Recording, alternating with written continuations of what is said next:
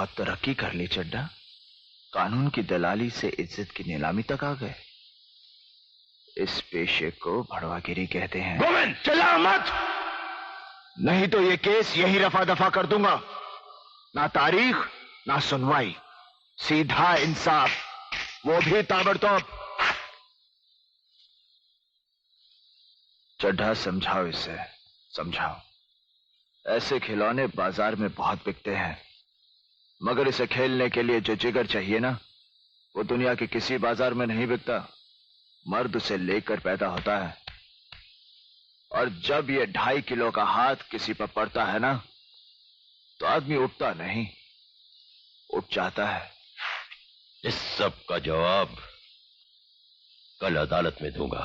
और हां, अगर अदालत में तूने कोई बदतमीजी की तो वही मारूंगा। जज ऑर्डर करता रहेगा और तू पिटता रहेगा। Relax boy.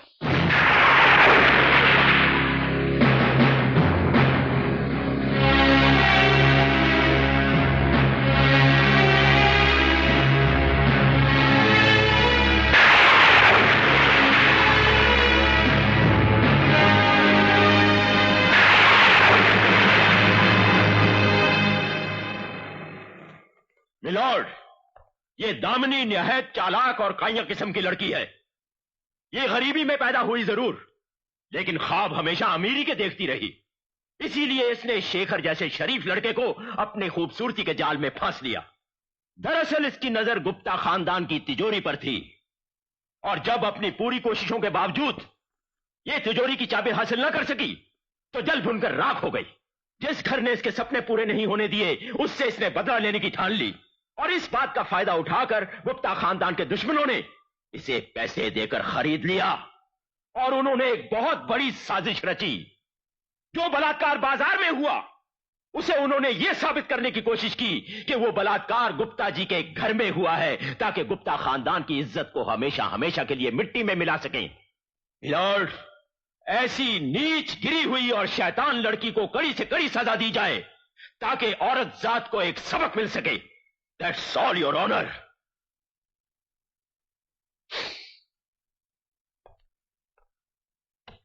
Your Honor, Chadha साहब ने मुझे कंफ्यूज कर दिया है।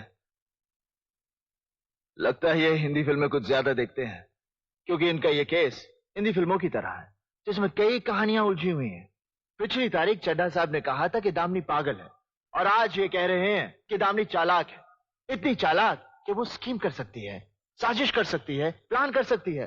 मेरे ख्याल से मिलॉर्ड, जो लड़की पागल है वो चालाक नहीं हो सकती, और अगर वो इतनी चालाक है तो पागल नहीं हो सकती। इसलिए मिलॉर्ड, मैं चाहूंगा कि चड्ढा साहब को भी सरकारी खर्चे पर दामिनी की तरह पागल खाने भेज दिया जाए कुछ दिनों के लिए, ताकि जब ये ठीक होकर आए हमें ठीक ठीक बताएं कि दामिनी पागल है या चालाक, ताकि उसी हिसाब से मैं अपना डिफेंस तैयार कर सकूं। That's all milord.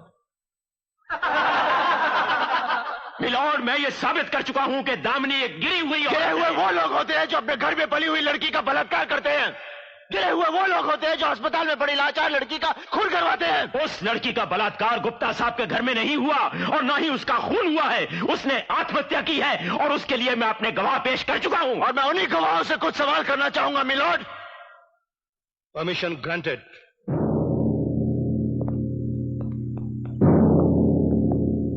तुम गुप्ता जी के यहाँ 10 साल से काम कर रहे हो? जी साहब। इसका मतलब है तुम उनके वफादार हो, ईमानदार हो, तुम पर उनका पूरा भरोसा है। हाँ, गाड़ियों की पूरी देखभाल भी तुम ही करते हो, जैसे उनकी मरम्मत, उनमें पेट्रोल डलवाना, सब कुछ तुम देखते हो। तो होली के उस दिन जब वो 4 लड़के उर्मी को लेकर गए, तो चड्ढा साहब आप ध्यान दीजिए, तो उस दिन जब वो 4 लड़के उर्मी को लेकर गए तो बहुत परेशान हुए होंगे। तुम्हें ढूंढा होगा गाड़ी के लिए, चाबी के लिए। नहीं साहब, वो जिप्सी की गाड़ी, मेरा मतलब जिप्सी की चाबी मेरे पास नहीं होती सर। तुम्हें कैसे मालूम कि वो जिप्सी में गए?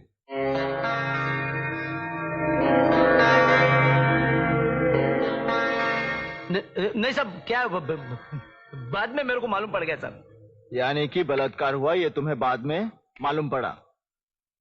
Point to be noted milord. ठीक है मंगेश, तुम जाओ। जी। Bloody fool. मंगेश जी। चड्ढा साहब, आप मंगेश को डांटना चाहते होंगे? हाँ? क्या बड़बड़ कर रहे थे तो मैंने सोचा कुछ पूछना चाहते होंगे। नहीं। हाँ तो कदम साहब, उर्मी ने अपने हाथ में खत लेकर गला तो नहीं काटा होगा?